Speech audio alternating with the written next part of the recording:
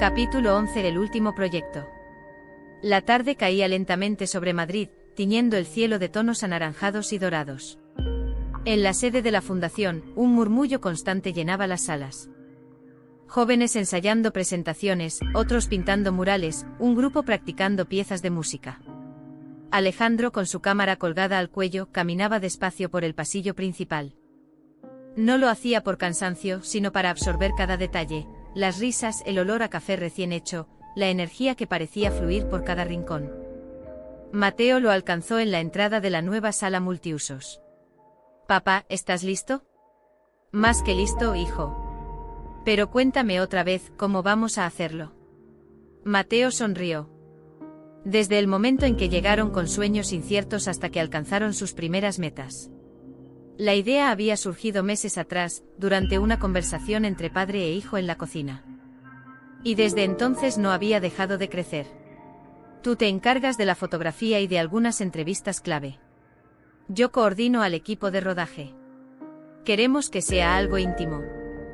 Que la gente sienta lo que significa recibir apoyo real. ¿Y quién lo va a narrar?, preguntó Alejandro. Tú y yo. A dos voces. Alejandro levantó una ceja, divertido.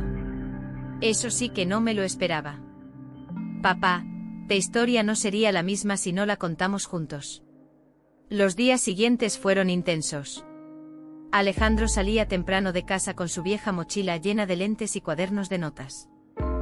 Visitaba a los jóvenes en sus barrios, en sus casas, en los talleres que la fundación les había facilitado. Capturaba imágenes de manos pintando, de miradas concentradas. De abrazos al terminar un ensayo. En cada foto buscaba el momento justo, tal como siempre había hecho. Por la noche se reunía con Mateo para revisar el material. En la pequeña sala de edición. Padre e hijo miraban la pantalla iluminada, pausando cada imagen para decidir si transmitía lo que querían contar. «Mira esta», decía Alejandro, señalando la foto de una chica sonriendo con un libro en las manos. «Tiene algo, una mezcla de alivio y orgullo». «Exacto», respondía Mateo, «es la primera de su familia en llegar a la universidad. Esa foto tiene que ir en el cartel». Mientras el proyecto avanzaba, Alejandro comenzó a notar algo nuevo, la forma en que Mateo dirigía al equipo. Tenía la misma paciencia que él había intentado enseñarle de niño, pero combinada con una seguridad que le pertenecía solo a él. Observaba, escuchaba, daba instrucciones claras. Y siempre encontraba un momento para motivar a cada persona. Una tarde, durante una pausa en la grabación, Alejandro lo llamó aparte. «Mateo, verte aquí, haciendo esto, es como mirarme en un espejo. Pero uno que me devuelve una imagen mejorada». «No es un espejo, papá. Es un reflejo con más luz porque tú me enseñaste dónde ponerla». Esas palabras se le quedaron grabadas a Alejandro como una de sus fotos favoritas. La grabación se extendió durante 3 meses.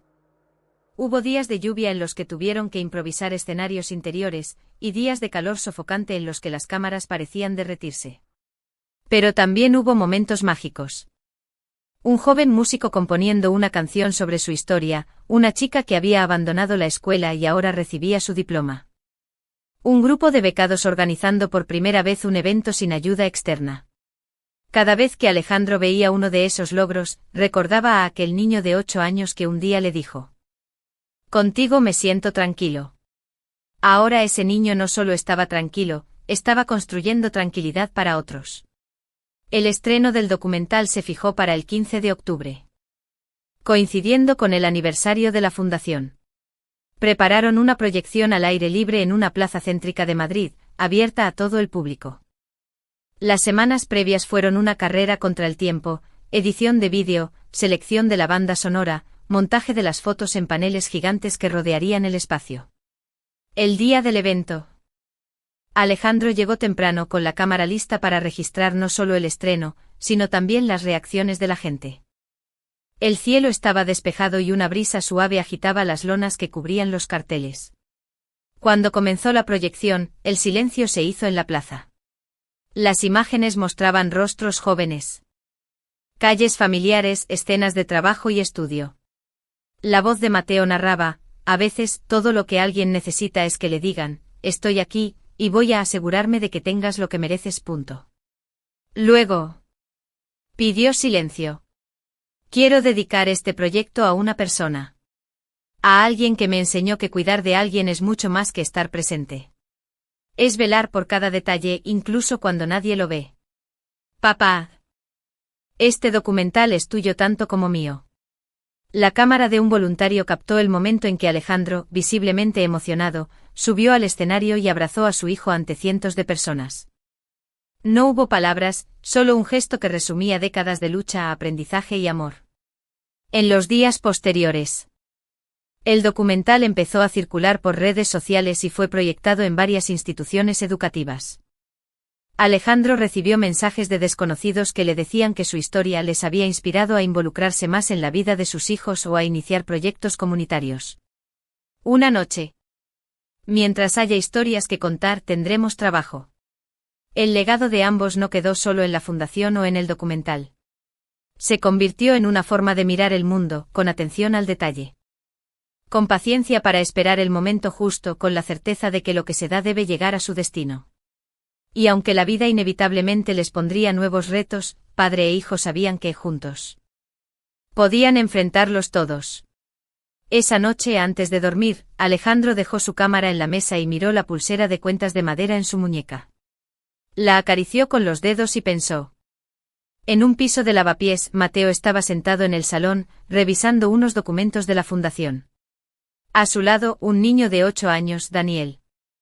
Hojeaba un álbum de fotos con la curiosidad que solo tienen los más pequeños. Papá, ¿quién es este? Preguntó Daniel, señalando una foto en blanco y negro de un hombre joven. Con una cámara colgada al cuello y una sonrisa tranquila. Ese es tu abuelo Alejandro, cuando todavía trabajaba como técnico en informática y hacía fotos por pasión. ¿Y por qué tiene tantas fotos en este álbum? Porque él me enseñó todo lo que sé sobre cuidar de la gente. Cada foto cuenta una historia, y cada historia me recuerda lo que significa estar presente. Daniel pasó la página y se detuvo en una imagen más reciente, Alejandro, ya mayor, abrazando a Mateo frente a un escenario iluminado. ¿Qué pasó aquí? Ese fue el día que presentamos nuestro documental. Fue un momento muy especial. Mucha gente conoció nuestra historia y entendió que cuidar no es solo dar, sino asegurarse de que lo que das llegue donde debe llegar. El niño asintió, pero sus ojos seguían fijos en la imagen. Yo quiero conocerlo. Claro que sí, dijo Mateo con una sonrisa. Y lo vas a conocer mejor de lo que crees. Esa misma semana, Mateo llevó a Daniel a la fundación. Alejandro ya no iba todos los días. Así que este es el famoso Daniel, dijo Alejandro con una voz cálida. Sí, abuelo. Papá me contó que tú sabes hacer fotos muy bonitas. No son solo bonitas, muchacho. Las fotos guardan momentos. Ver a su hijo y a su padre juntos le recordaba los primeros encuentros que él mismo había tenido con Alejandro después de los días difíciles. Era como si el tiempo hubiera decidido cerrar un círculo de la manera más perfecta. En los meses siguientes, Alejandro empezó a enseñarle a Daniel los principios básicos de la fotografía. No se trataba solo de manejar una cámara, sino de aprender a mirar. Daniel, le decía, una buena foto no es la que muestra lo que está ahí, sino la que captura lo que se siente. Esa frase que Alejandro repetía como un mantra. Mateo, aunque ocupado con la fundación, siempre se unía al final de las salidas, y juntos revisaban las fotos en la mesa de la cocina. Un día, mientras miraban una imagen que Daniel había tomado de una anciana vendiendo flores en la calle, Alejandro comentó. Tienes buen ojo, chico. Y paciencia. Eso es raro en alguien de tu edad. Daniel sonrió y dijo. Creo que lo saqué de ti y de papá. La fundación también se convirtió en parte de la vida de Daniel. Al principio iba solo para acompañar a Mateo. Pero pronto empezó a ayudar en tareas pequeñas, organizar libros, preparar materiales para talleres, recibir a los jóvenes que llegaban por primera vez. Un día, después de una jornada especialmente intensa, Daniel se acercó a Mateo y le dijo. Papá, cuando sea mayor quiero trabajar aquí. Quiero ayudar como tú y abuelo. Pero escuchar esa declaración espontánea le hizo entender que el legado de Alejandro ya estaba plantando raíces en la tercera generación. La salud de Alejandro empezó a debilitarse con el paso del tiempo. Aunque su mente seguía clara, sus pasos eran más lentos y su voz más suave. Una tarde de primavera. Mientras descansaban en el salón, Alejandro llamó a Mateo. Hijo, hay algo que quiero que hagas cuando yo no esté. Papá, no digas eso. Escúchame. Quiero que sigas enseñando lo que yo te enseñé. No solo a Daniel, sino a cualquiera que llegue a tu vida. Las fotos se desgastan, los documentos se pierden, pero las lecciones quedan si las vives. Mateo asintió conteniendo la emoción. Te lo prometo. El último proyecto que hicieron los tres juntos fue una exposición titulada Tres miradas. Incluía fotografías de Alejandro, de Mateo y de Daniel, todas tomadas en el mismo lugar. Y la imagen central, una foto tomada por Daniel de su abuelo y su padre riendo juntos en un banco, se convirtió en el símbolo del evento. Durante la inauguración, Daniel tomó el micrófono y dijo. Con lágrimas en los ojos, supo que su legado estaba en buenas manos. Meses después, cuando Alejandro ya no estaba, Mateo y Daniel continuaron con la tradición de salir a hacer fotos los sábados. Un día, mientras caminaban por el retiro, Daniel sacó de su bolsillo la pulsera de cuentas de madera. Papá, abuelo me dijo que esta pulsera era para recordarnos que siempre estamos unidos. Ahora quiero que la lleves tú. Mateo sintió que el corazón se le encogía. Se la puso en la muñeca y, mirando a su hijo, dijo. Gracias, hijo. Vamos a seguir haciendo que valga la pena. Años después. Daniel, ya adulto, dirigiría la fundación. En la pared principal de la entrada, colgaría una placa que diría. Fundación Alejandro Martín Ruiz. Lo importante no es solo dar, sino cuidar que lo que das llegue al corazón. Y cada vez que cruzara esa puerta, recordaría que lo que empezó como la lucha de un padre por el bienestar de su hijo había terminado siendo un puente de oportunidades para cientos de jóvenes, y una herencia de amor que había pasado in. Crecí en un barrio donde los sueños se aplastaban rápido. Donde muchos de mis amigos dejaron los estudios antes de terminar el instituto y donde la idea de ir a la universidad sonaba tan lejana como viajar a otro planeta. Mi madre siempre trabajó limpiando casas y mi padre estuvo ausente la mayor parte del tiempo. Nunca me faltó comida ni un techo, pero me faltaba algo que no sabía nombrar. Alguien que me mirara y me dijera, creo en ti, y voy a ayudarte a llegar a donde mereces. Ese alguien apareció el día que entré por primera vez en la Fundación Alejandro Martín Ruiz. No fue idea mía.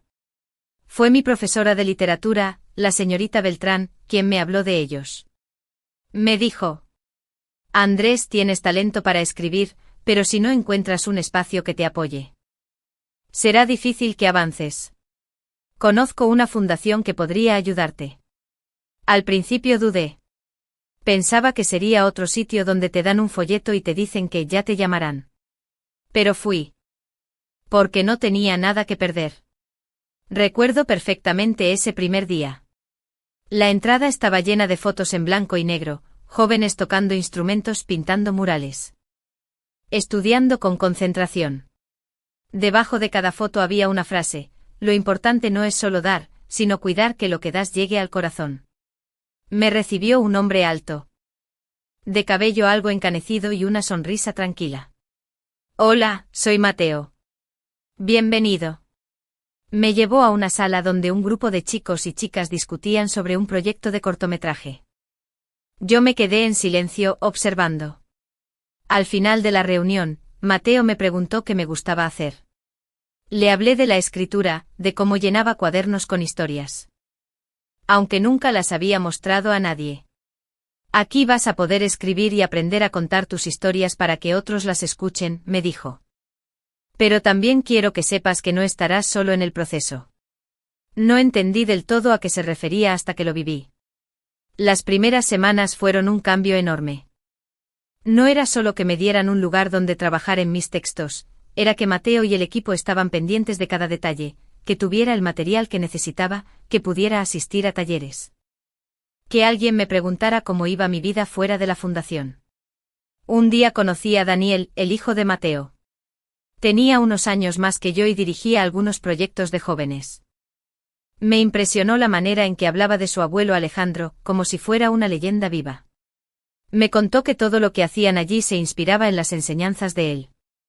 No basta con dar una oportunidad, hay que acompañar a la persona para que esa oportunidad se convierta en un cambio real. La primera vez que presenté un texto mío en público fue en un evento que organizó la fundación. Era un relato corto sobre un chico que quiere dejar su barrio para estudiar. Pero teme traicionar sus raíces. Cuando terminé de leerlo, la sala quedó en silencio unos segundos, y luego vino un aplauso que me hizo temblar. Mateo se acercó y me dijo: Andrés. Lo más importante, me enseñaron a creer que lo que yo hacía tenía valor. Con el tiempo supe más sobre Alejandro, el abuelo de Daniel. Vi fotos de él enseñando fotografía a jóvenes. Escuché historias sobre cómo luchó para que el dinero destinado a su hijo llegara a su verdadero propósito. Y cómo esa lucha personal se convirtió en el fundamento de todo lo que ahora era la fundación. Me conmovió especialmente saber que su filosofía había pasado de padre a hijo y luego a nieto. Sin diluirse. No era solo una organización, era una herencia de amor y responsabilidad. En mi segundo año en la fundación, Mateo me propuso algo inesperado. Andrés. Queremos que coordines un proyecto para chicos de tu edad. Un club de escritura y lectura. ¿Te animas? Sentí vértigo, pero acepté. Fue mi primera experiencia liderando algo y aunque cometí errores, siempre tenía a Mateo o a Daniel para orientarme. Aprendí que guiar a otros no es imponerles un camino, sino caminar a su lado. Ese proyecto me llevó a conocer a más jóvenes como yo. Chicos que tenían talento pero no encontraban un lugar donde desarrollarlo. Vi cómo con un poco de apoyo constante empezaban a florecer.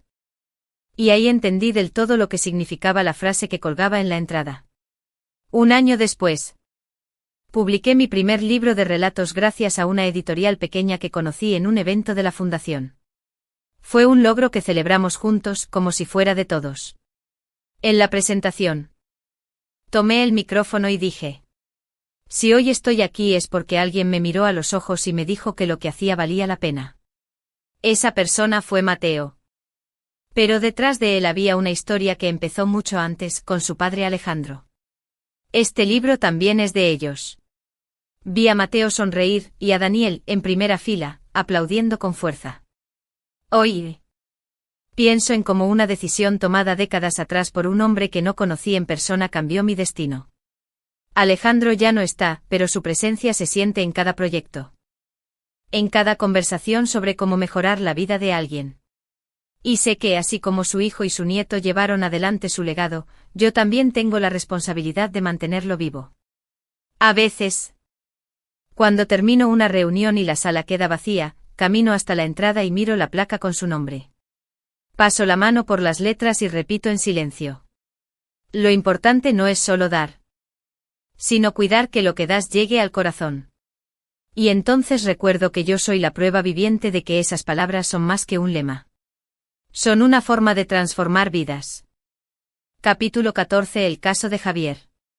La mañana había comenzado como tantas otras en la Fundación Alejandro Martín Ruiz, un grupo de jóvenes en la sala de música practicando acordes. Ese mismo. Pero, parece muy convencido de estar aquí. Mateo arqueó una ceja. No era la primera vez que recibían a alguien con reservas, pero cada caso requería un enfoque distinto. Decidió ir a conocerlo.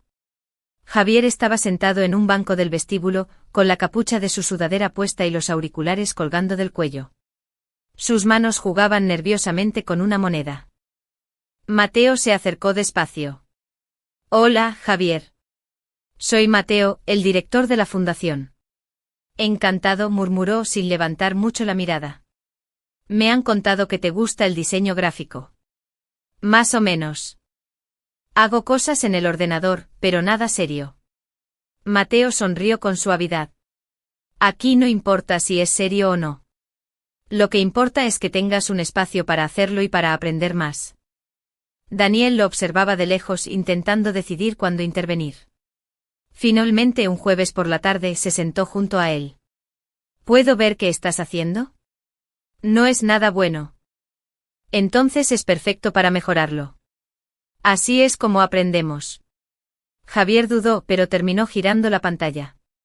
Era un boceto de una portada para un álbum ficticio, colores intensos. Tipografía experimental, una composición caótica pero con potencial. Daniel lo estudió unos segundos. Tienes buen ojo para el color. ¿Te apetece que lo trabajemos juntos? Ese fue el primer paso. Daniel empezó a pasar tiempo con Javier, mostrándole herramientas de diseño, trucos para mejorar la composición, y sobre todo, animándolo a terminar lo que empezaba. Pero aún había una barrera. La creación de carteles y material gráfico para el próximo evento de la Fundación. Sentó a Javier junto a otros 3 jóvenes diseñadores y les dio la misma consigna. Queremos algo que represente nuestra filosofía, no solo dar, sino cuidar que lo que das llegue al corazón. Mientras los demás empezaban a esbozar ideas, Javier se quedó en silencio, mirando el papel en blanco. Mateo se inclinó hacia él. No pienses en lo que quedaría bien para los demás. Piensa en algo que tú hayas vivido y que encaje con esa frase. Un lápiz, una pelota, todos conectados por hilos que se unían en el centro. Cuando lo mostró, la sala guardó silencio. Esto, dijo uno de los jóvenes, esto es justo lo que sentimos aquí. Fue la primera vez que Javier sonrió abiertamente desde que había llegado. Daniel aprovechó ese momento para dar el siguiente paso. Javier, ¿quieres liderar el diseño final del cartel? ¿Yo? Sí. Nosotros te ayudaremos, pero tú decides la dirección. Durante las 2 semanas siguientes, Javier se volcó en el proyecto. Llegaba temprano, pedía opinión, corregía detalles una y otra vez. Mateo y Daniel lo observaban con satisfacción, no solo estaba desarrollando habilidades técnicas, sino que empezaba a creer en su capacidad para aportar algo valioso. El día del evento. Los carteles colgaban en toda la ciudad. En la entrada de la fundación, uno de ellos ocupaba una pared entera. La gente se detenía a mirarlo, algunos incluso se tomaban fotos frente a él. Javier. De pie junto a Daniel, parecía no creérselo. Es tu trabajo, Javier, le dijo Daniel. Y está llegando justo a donde debe llegar. Mateo se acercó y puso una mano en su hombro. ¿Ves? Daniel lo llamó varias veces hasta que finalmente respondió. No sirve de nada, Dani. Igual que siempre la gente se va a olvidar de mí. Aquí no. Aquí no olvidamos a nadie. Al día siguiente. Cuando mi padre me enseñó a hacer fotos, me dijo que lo más difícil no era tomar la imagen, sino creer que valía la pena guardarla. Tú eres como una de esas fotos que todavía no hemos revelado. Y yo creo que vale la pena. Javier no respondió de inmediato, pero al día siguiente volvió a la fundación. Con el tiempo, Javier no solo se convirtió en uno de los diseñadores más activos de la fundación, sino también en mentor de nuevos chicos que llegaban con las mismas inseguridades que él había tenido. En una reunión, Daniel lo escuchó decirle a una chica. Aquí no importa si tu trabajo es perfecto. Lo importante es que llegue a alguien y le cambie algo, aunque sea un poquito. Era exactamente la filosofía de Alejandro transmitida a través de Mateo, luego de Daniel, y ahora reflejada en las palabras de Javier. Meses después, Javier recibió una oferta para trabajar en un pequeño estudio de diseño que había visto su trabajo en el evento. Antes de aceptar, vino a hablar con Mateo y Daniel. No sé si estoy listo, confesó. Javier aceptó el trabajo. El primer cartel que diseñó para el estudio llevaba, escondida en la esquina inferior, una pequeña frase que solo quienes conocían su historia entenderían. Lo importante no es solo dar, sino cuidar que lo que das llegue al corazón. Capítulo 15. La tormenta. El invierno llegó ese año acompañado de algo más que frío. Una mañana de enero. Mateo entró en la oficina de la fundación con el ceño fruncido, un sobre grande en la mano y un silencio que preocupó a todos. Daniel, que ya estaba revisando la agenda del día, se levantó al verlo. ¿Qué pasa?, preguntó. Tenemos un problema. Y es grande. Abrió el sobre y sacó varios documentos. Eran notificaciones oficiales.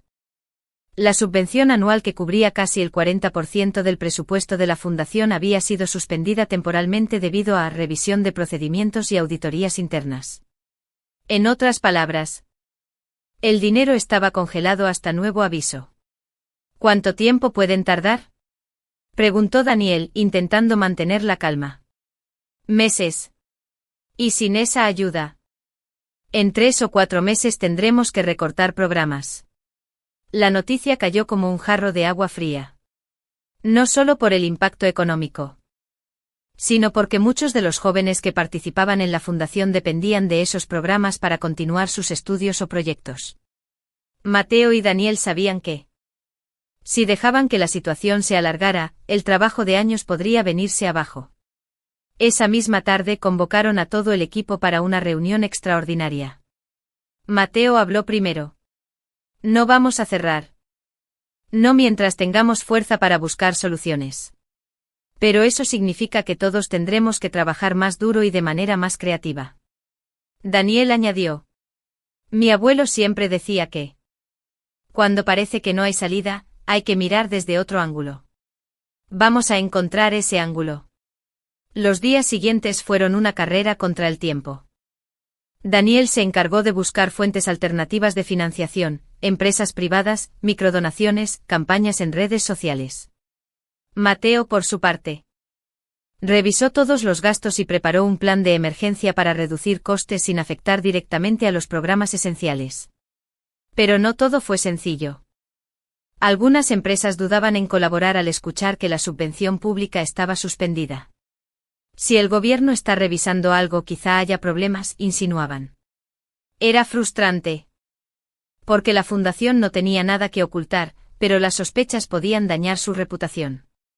Fue entonces cuando Mateo recordó una lección de Alejandro: cuando quieras que la gente confíe en ti, no esperes a que te pregunten. Muestra lo que haces antes de que lo pidan. Siguiendo esa idea, decidieron organizar una jornada de puertas abiertas. Invitaron a vecinos, periodistas, antiguos beneficiarios y potenciales donantes. El objetivo era mostrar el trabajo de la fundación con total transparencia, informes financieros, resultados de proyectos, testimonios de jóvenes que habían pasado por allí. Daniel coordinó la logística y Javier, el diseñador que años antes había sido beneficiario, creó una campaña visual poderosa. La fundación estaba llena. Los visitantes recorrían las salas, asistían a pequeñas presentaciones y podían ver de primera mano cómo funcionaban los programas, presentándoles a beneficiarios que contaban sus experiencias con sinceridad y emoción.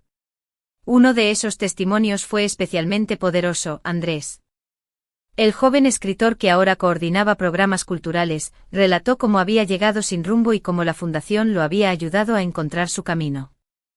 Los visitantes no solo salieron convencidos de la integridad de la fundación, sino que varios se ofrecieron a ayudar de inmediato.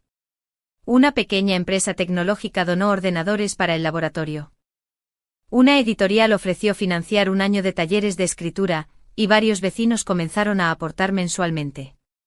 Pero lo más importante llegó una semana después. El ayuntamiento envió una notificación oficial confirmando que la auditoría había finalizado sin encontrar irregularidades.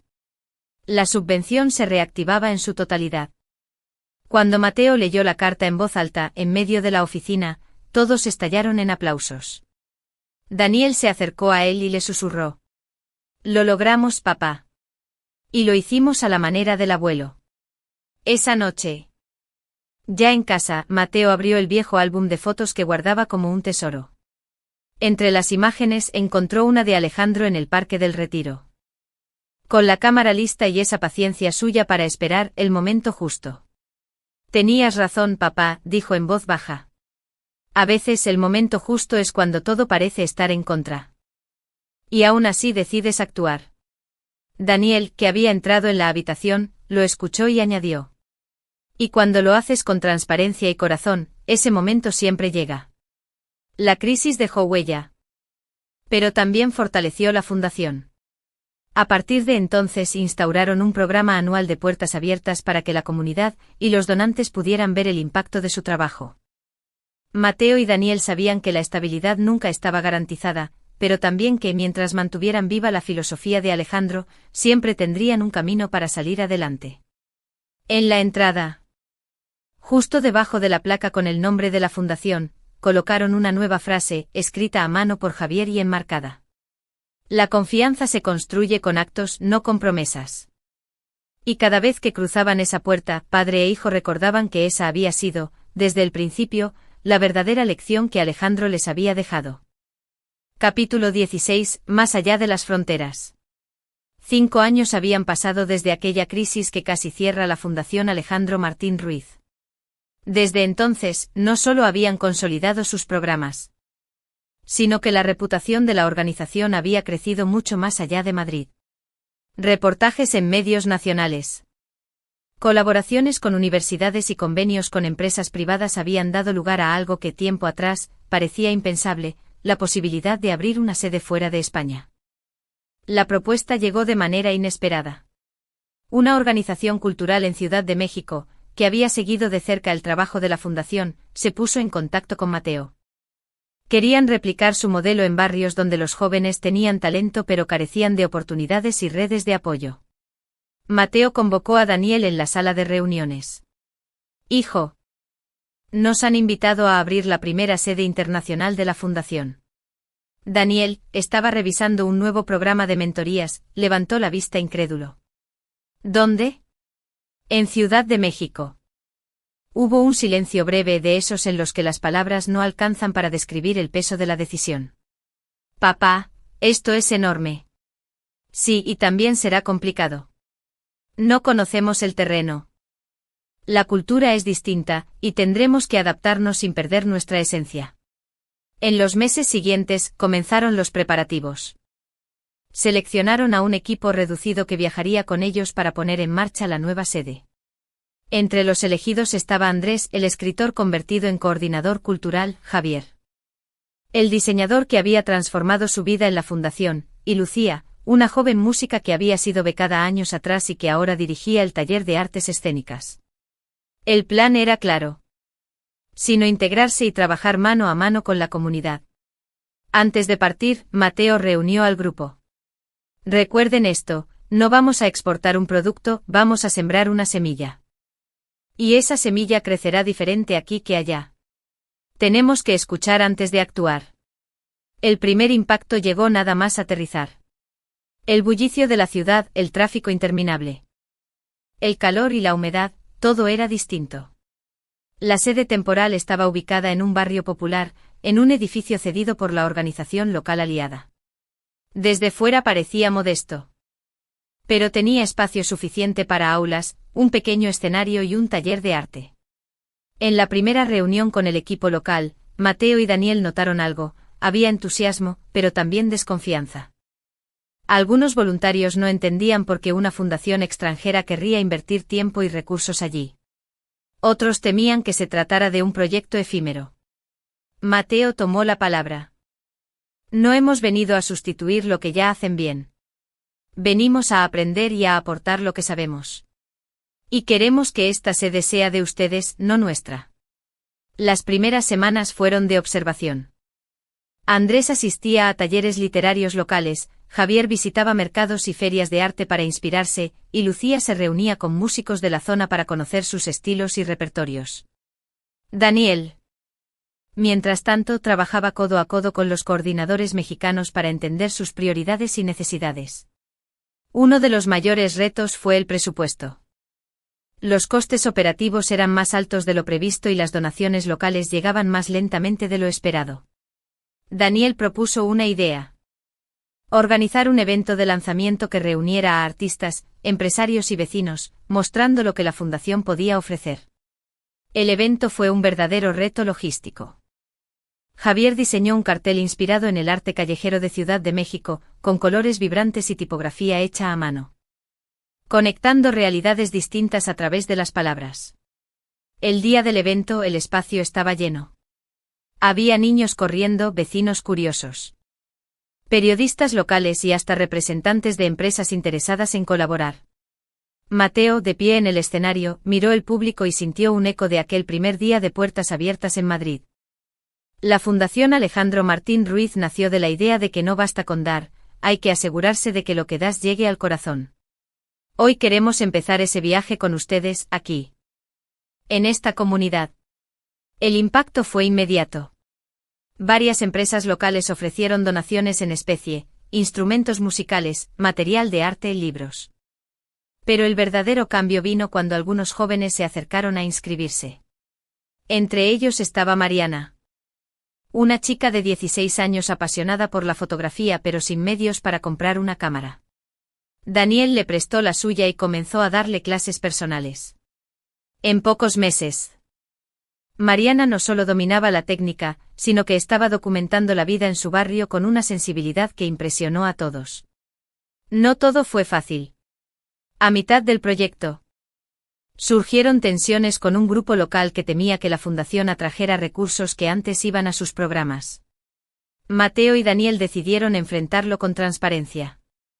Organizaron una reunión conjunta, compartieron toda la información financiera y propusieron colaborar en actividades en lugar de competir. El gesto funcionó. Poco después, las dos organizaciones organizaron juntas una jornada cultural en la Plaza Central, mezclando talleres de arte, música en vivo y exposiciones fotográficas. Fue un éxito que consolidó la confianza entre ambos equipos. 6 meses después, la sede en Ciudad de México estaba lista para funcionar de manera autónoma. El equipo local había tomado las riendas. Y los programas iniciales ya tenían lista de espera. El día de la despedida, Mariana entregó a Mateo una foto enmarcada, un retrato en blanco y negro del grupo completo. Pensó en todas las veces que había dudado de si era posible mantener la esencia del proyecto en un contexto tan distinto. Ahora sabía que sí. Siempre que se respetara la misma regla que había guiado todo desde el principio: escuchar, adaptarse y cuidar. En una reunión con el equipo anunció: la experiencia en México no es el final. Sabían que los retos serían diferentes en cada lugar, pero también que el legado de Alejandro había demostrado ser capaz de echar raíces en cualquier tierra. Capítulo 17: La grieta invisible. La experiencia en Ciudad de México había sido tan exitosa que apenas un año después, llegaron nuevas propuestas. Esta vez, la invitación venía desde Marruecos. Concretamente de Tánger, una ciudad portuaria que mezclaba culturas, idiomas y tradiciones en cada rincón. Para Mateo y Daniel, el reto era distinto: aquí no solo había barreras idiomáticas. Desde las ventanas se veía el puerto con barcos entrando y saliendo constantemente. El aire olía a sal, especias y té de menta. El equipo inicial de la fundación en Tánger estaba compuesto por voluntarios jóvenes, algunos hablaban francés, otros árabe y unos pocos castellano. Era evidente que la comunicación iba a requerir paciencia y traducciones constantes. En la primera semana, Mateo y Daniel organizaron reuniones con líderes comunitarios, padres y madres. Y sobre todo con los jóvenes. Querían saber qué necesitaban y qué esperaban del proyecto. Ahí surgió la primera grieta invisible. El choque inicial. En un taller de fotografía, Daniel mostró imágenes tomadas por jóvenes en Madrid y México, retratos espontáneos, escenas familiares, momentos íntimos. Algunos participantes en Tánger reaccionaron con incomodidad. Uno de los líderes locales, Hassan, pidió la palabra. En nuestra cultura, no todas las familias aceptan que se fotografíen a las mujeres, y menos si las imágenes se muestran en público. Se empezó a trabajar con series temáticas sobre manos, miradas, calles y mercados. Poco a poco, la resistencia inicial se transformó en curiosidad. Pero el verdadero desafío estaba por llegar. El malentendido. Uno de los proyectos propuestos era organizar una exposición abierta a toda la comunidad, siguiendo el modelo de Madrid y México. Sin embargo, a 2 semanas del evento, varios padres retiraron a sus hijos del programa. El motivo: habían entendido que la exposición incluiría fotos y obras que no se ajustaban a los valores morales de la comunidad. Mateo y Daniel pidieron una reunión urgente con los líderes locales y los padres. Allí, Hassan explicó: ha corrido el rumor de que la exposición mostrará imágenes occidentales que no respetan nuestra forma de vida. La gente teme que se falte al respeto a nuestras tradiciones. Daniel sintió la tentación de defenderse de inmediato, pero recordó las palabras de su padre: escucha antes de responder. Mateo tomó aire y dijo: entiendo la preocupación. Queremos que esta exposición sea un reflejo de ustedes, no de nosotros. Si algo no se ajusta a lo que la comunidad considera apropiado, lo revisaremos juntos. Durante esa semana, el comité revisó cada obra. Hubo ajustes, algunas fotos fueron sustituidas por otras más neutras. Y se añadió un espacio con explicaciones sobre el proceso creativo y el respeto a las costumbres locales. El día de la exposición, la sala estaba llena. Había fotos de mercados bulliciosos. Retratos de pescadores, manos tejiendo alfombras y paisajes al atardecer. Las obras hablaban de Tánger desde dentro con la mirada de sus propios jóvenes. Una lección inesperada. Al final del evento, Hassan se acercó a Mateo y Daniel. Debo admitir que dudé mucho de ustedes al principio. Pero han demostrado que se puede trabajar juntos sin que nadie pierda su identidad. Mateo sonrió. Esa era la lección de mi padre: cuidar no es dar lo que uno cree que es bueno, sino dar lo que la otra persona necesita, de la manera que pueda recibirlo. Daniel añadió. Y a veces, para cuidar, hay que cambiar uno mismo. Preparando el relevo. Tras 6 meses de trabajo, la sede de Tánger contaba con un equipo local capacitado para continuar. Los talleres de arte, música y escritura se habían adaptado a las realidades culturales y contaban con la participación activa de familias y líderes comunitarios. En la ceremonia de despedida, Mariana, la joven fotógrafa mexicana que había viajado como parte del equipo, tomó la palabra. Llegamos con un método, pero nos vamos con una lección: cada comunidad tiene su ritmo, su voz y su forma de contar su historia. Lo importante es aprender a escucharla. Mateo, mirando a Daniel, supo que esa frase podría haber salido perfectamente de la boca de Alejandro. Cuando volvieron a Madrid, colocaron en la sede central una foto grupal de Tánger. Debajo, una inscripción en árabe y español. Cuidar es también aprender a recibir. Pensó Mateo. Era el nuevo capítulo de su filosofía: no solo llevar su mensaje al mundo, sino dejar que el mundo lo transformara en el camino. Tánger, y ahora una recién inaugurada en Buenos Aires. El modelo de trabajo ya no dependía únicamente de ellos, había coordinadores, equipos locales y un consejo internacional que se reunía cada trimestre para evaluar los avances. Era un martes de abril cuando comenzó a gestarse el conflicto que marcaría un antes y un después en la historia de la fundación. La chispa se encendió en Buenos Aires. Pero sus efectos se sentirían en todos los países. Una propuesta que divide. El coordinador local de la sede argentina, un hombre llamado Ricardo Salvatierra, había presentado un proyecto ambicioso. Transformar la mitad de las instalaciones en un espacio de coworking para empresas emergentes, cobrando alquiler y usando esos ingresos para financiar los programas sociales. Sobre el papel, sonaba innovador. Incluso el Consejo Internacional vio potencial en la propuesta. Sin embargo, Daniel sintió un nudo en el estómago cuando leyó los detalles. Papá, dijo en una videollamada. Esto cambia el alma del proyecto. Si llenamos el espacio con empresas privadas, ¿qué mensaje damos? Que los jóvenes tienen que adaptarse a las reglas del mercado para poder participar. Mateo, más pragmático, respondió. Hijo, no podemos cerrarnos a ideas nuevas. La sostenibilidad económica es clave y si este modelo funciona, podríamos replicarlo en otros países. Daniel apretó los labios. No quería enfrentarse a su padre, pero sentía que esta vez estaban en caminos opuestos. La reunión decisiva. El Consejo Internacional convocó una reunión híbrida, algunos presentes en Buenos Aires, otros conectados por videollamada. Ricardo expuso su propuesta con diapositivas impecables, gráficos de proyección de ingresos y un tono seguro que inspiraba confianza. Cuando terminó, Daniel pidió la palabra.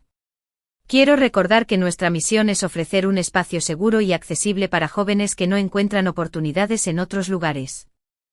Si introducimos empresas privadas aquí, inevitablemente surgirán restricciones, reglas y prioridades que no siempre estarán alineadas con nuestra filosofía.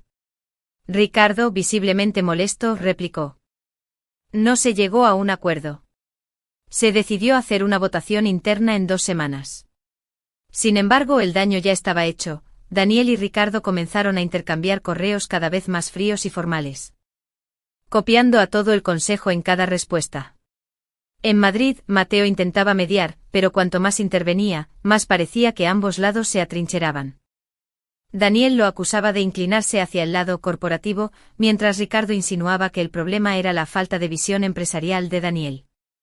Lo que más dolía a Mateo no era el desacuerdo en sí, sino ver cómo su relación con su hijo empezaba a resentirse. El viaje a Buenos Aires. Finalmente, Mateo decidió que la única forma de resolverlo era viajar a Buenos Aires.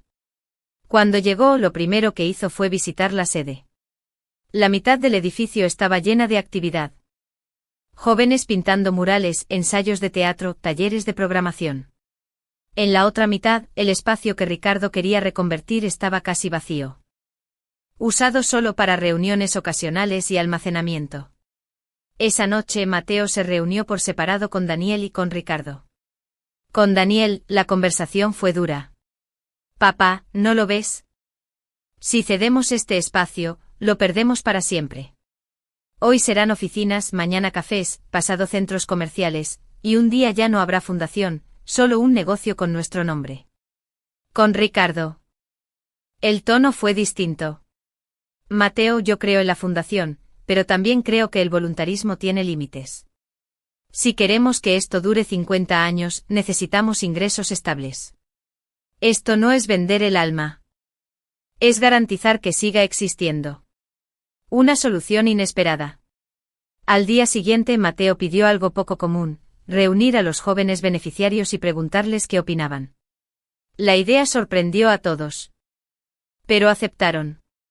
La reunión fue intensa. Algunos chicos apoyaban la propuesta de Ricardo, veían en el coworking una oportunidad para conseguir prácticas y contactos. Otros coincidían con Daniel. Temían que la presencia de empresas cambiara el ambiente y limitara el acceso libre. Entonces habló Sofía, una joven de 19 años que participaba en el programa de teatro. «Yo creo que no tenemos que elegir entre uno y otro. Podemos abrir el espacio a empresas, pero con reglas claras, que paguen, sí, pero que también aporten. Que ofrezcan becas, mentorías. Materiales que sean parte del proyecto, no solo inquilinos». La sala quedó en silencio. Por primera vez en semanas, Mateo vio que ambas posturas podían encontrar un punto medio. El acuerdo. En la votación final, se aprobó un modelo híbrido, el 40% del espacio se destinaría al coworking. Pero cada empresa tendría la obligación contractual de contribuir con al menos un programa social anual, además de su alquiler. El resto del espacio seguiría siendo de uso exclusivo para los jóvenes. Ricardo aceptó, aunque dejó claro que esperaba resultados financieros significativos. Daniel, aunque aún con reservas, reconoció que el modelo propuesto por Sofía tenía potencial si se aplicaba con vigilancia. Mateo sintió alivio, pero también una lección clara. La fundación había crecido tanto que ya no podía depender solo de la visión de una o dos personas. El liderazgo debía ser compartido y flexible, o la red se rompería. Epílogo del capítulo. La noche antes de regresar a Madrid, Mateo y Daniel caminaron por la costanera de Buenos Aires. El río parecía un espejo oscuro bajo la luz de la luna. «Papá», dijo Daniel después de un rato en silencio, «no me gustó cómo nos alejamos estas semanas». «A mí tampoco, hijo. Pero si algo aprendí es que las diferencias no tienen que destruirnos. Pueden fortalecernos, si sabemos escucharnos». Daniel sonrió, aunque con cansancio en los ojos. «Supongo que eso también lo diría el abuelo, ¿no?» «Sí. Y nos estaría recordando que cuidar algo a veces significa dejar que cambie». Caminaron de regreso en silencio, sabiendo que este no sería el último conflicto. Pero sí uno que había dejado claro que la fundación tenía que seguir aprendiendo, igual que las personas que la formaban. Capítulo 19. La tormenta en la red. La fundación había logrado consolidar su modelo híbrido en Buenos Aires y, poco a poco, las tensiones internas se habían calmado. Sin embargo, en la era de las redes sociales, la paz podía romperse con un solo clic. Era un lunes por la mañana cuando Mariana, la responsable de comunicación en Madrid, llamó a Mateo con voz agitada. «Tienes que ver esto. Está en todas partes». Mateo abrió el enlace que le envió y se encontró con un hilo viral en Twitter, o X, como lo llamaban ahora. El usuario con miles de seguidores. Afirmaba que la Fundación Alejandro Martín Ruiz era un negocio encubierto que utilizaba donaciones para financiar oficinas de lujo en lugar de ayudar a los jóvenes. El hilo incluía fotos de las instalaciones de coworking en Buenos Aires, sacadas claramente fuera de contexto, se mostraban solo las áreas más modernas. Sin explicar que una parte del espacio estaba destinada al trabajo social y que las empresas inquilinas aportaban programas gratuitos. En cuestión de horas, el hashtag #Fundación de Lujo se convirtió en tendencia. La reacción inicial. Daniel se enteró del escándalo estando en una reunión con voluntarios en Madrid. Al ver las imágenes, sintió una mezcla de rabia e impotencia. Esto es completamente falso. Tenemos que responder ya, dijo, levantando la voz. Mateo, más cauteloso, pidió tiempo para analizar la situación. Si reaccionamos con ira, solo alimentaremos el fuego. Primero debemos entender quién está detrás y qué busca. Mariana intervino. Ya he contactado con el equipo de Buenos Aires. Ricardo dice que el usuario que publicó el hilo es un antiguo proveedor que no consiguió renovar su contrato con una de las empresas del coworking. Parece una venganza personal. Daniel golpeó la mesa con la palma. Y vamos a dejar que alguien arruine la reputación que hemos construido en 10 años. Mateo se mantuvo firme. No. Pero vamos a hacerlo bien. Estrategia o impulso. El Consejo Internacional se reunió de urgencia por videollamada. Las opiniones estaban divididas. Un grupo liderado por Daniel sugería que no se alimentara la polémica y que se dejara que las acciones de la Fundación hablaran por sí solas, mientras se preparaba una respuesta institucional más completa. La tensión creció cuando Ricardo, desde Buenos Aires, intervino. Con todo respeto, si no respondemos en 24 horas, la narrativa la controlarán ellos. Y en este momento, el público está viendo solo una cara de la historia. Mateo pidió unas horas para tomar una decisión final. El golpe bajó. Esa noche, el mismo usuario que había iniciado la polémica publicó un segundo hilo, aún más dañino, incluía un recorte manipulado de un contrato de alquiler del coworking, tachando partes para insinuar que el dinero iba directamente a cuentas privadas de Mateo. En cuestión de minutos, periodistas locales empezaron a contactar a la fundación para pedir declaraciones. Algunos medios incluso publicaron titulares alarmistas: Fundación bajo sospecha por mal uso de fondos. Daniel no pudo contenerse. Papá, si callamos nos hundimos. Mateo lo miró con cansancio en los ojos. Tienes razón. Pero no responderemos con gritos, responderemos con transparencia absoluta. La respuesta. A la mañana siguiente, la Fundación publicó un vídeo de 6 minutos en todas sus redes. Mateo y Daniel aparecían juntos, explicando con detalle el modelo híbrido de Buenos Aires, mostrando cifras auditadas, testimonios de jóvenes beneficiarios y fragmentos de los contratos reales, completos y sin censura. Nuestra misión sigue siendo la misma desde el primer día. Ofrecer oportunidades reales a quienes más las necesitan. No tenemos nada que ocultar y por eso les mostramos cada detalle, dijo Mateo mirando a la cámara. El vídeo cerraba con imágenes de talleres en distintas sedes, recordando el impacto tangible de la fundación. El giro.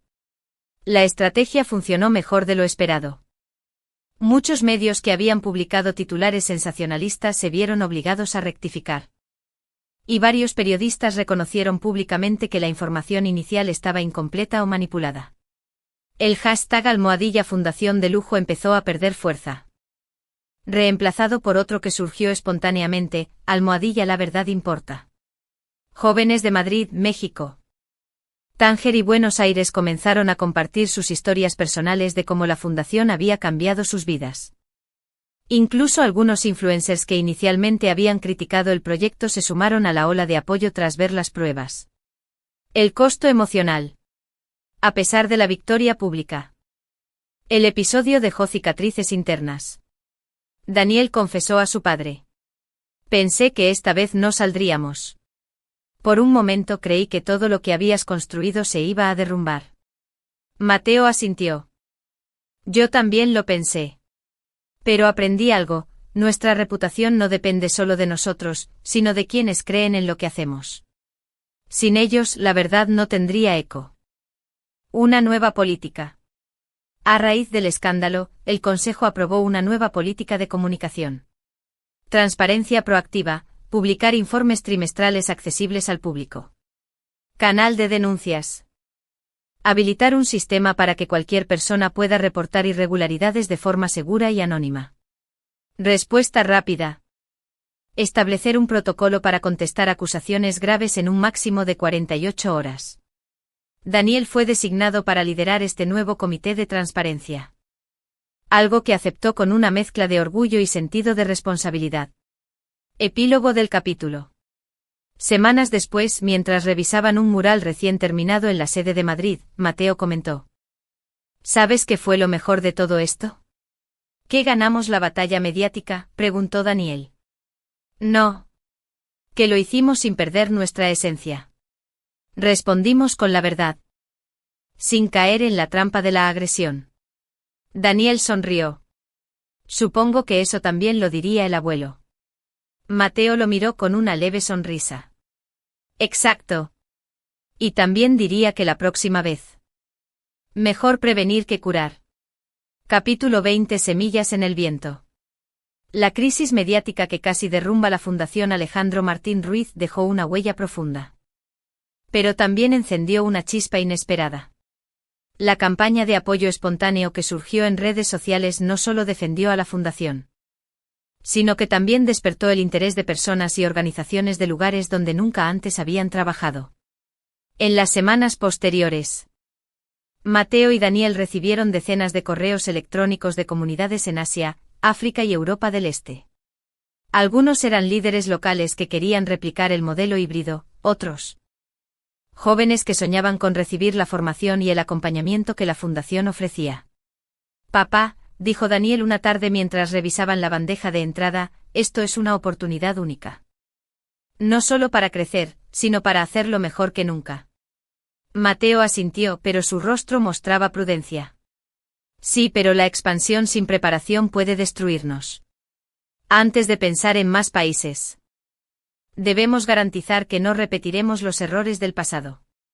La Cumbre de Madrid. Decidieron convocar a todos los directores de sedes internacionales en Madrid. Llegaron representantes de México, Marruecos, Argentina, así como líderes comunitarios invitados de India, Kenia y Ucrania. El encuentro fue bautizado como la Cumbre Semillas en el Viento. En el salón principal de la sede madrileña, decorado con fotografías de todos los proyectos de la Fundación, Mateo abrió la reunión. Esta cumbre no es para celebrar, sino para planificar. Nuestro objetivo no es estar en más países, sino en más vidas. Daniel presentó un análisis detallado del modelo híbrido, sus fortalezas, debilidades, y los ajustes que debían hacerse para adaptarlo a distintos contextos. Uno de los invitados, Aisa, líder de una cooperativa de mujeres en Nairobi, levantó la mano. He seguido su trabajo desde hace años. Pero si quieren venir a nuestra comunidad, deben entender que aquí la infraestructura es limitada. No hay coworkings de lujo ni conexión estable a Internet. Tendrán que repensar el modelo desde cero. Mateo sonrió. Exactamente por eso estás aquí. Queremos diseñar un modelo que pueda funcionar incluso sin lo que damos por sentado. Un nuevo enfoque. Durante 4 días, trabajaron en mesas redondas, talleres y simulaciones. Surgió un consenso: el futuro de la Fundación debía basarse en 3 principios clave. Adaptabilidad radical, en cada nuevo país. El modelo partiría de las capacidades locales y no de un esquema importado. Transparencia activa, cada proyecto tendría un portal público con datos de impacto y uso de fondos en tiempo real. Liderazgo compartido, ninguna sede estaría dirigida exclusivamente por personal extranjero, siempre habría una dirección local con igualdad de autoridad. Daniel resumió la idea en una frase que todos anotaron. No vamos a plantar árboles importados, sino a cuidar las semillas que ya están aquí.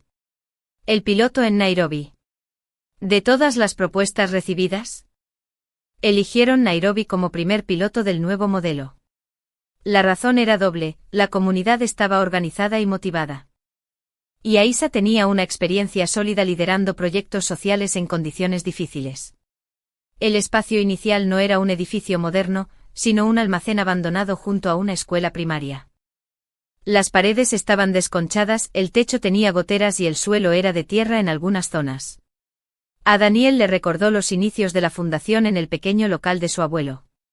«Es perfecto», dijo Mateo para sorpresa de todos.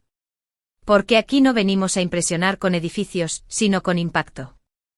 La primera fase consistió en rehabilitar el espacio con materiales donados y mano de obra voluntaria. La comunidad entera participó, jóvenes, madres, maestros e incluso algunos comerciantes locales que ofrecieron herramientas y pintura. Aprender del lugar. En lugar de traer programas prediseñados, pasaron el primer mes escuchando. Descubrieron que la prioridad para los jóvenes no era tanto el arte o la música, sino aprender habilidades tecnológicas básicas para acceder a empleos mejor remunerados. Esto llevó a una adaptación inédita. En vez de un coworking, crearon un aula digital comunitaria con equipos reacondicionados, software libre y energía solar. Los talleres de arte y emprendimiento se integraron como actividades complementarias, no como el núcleo central.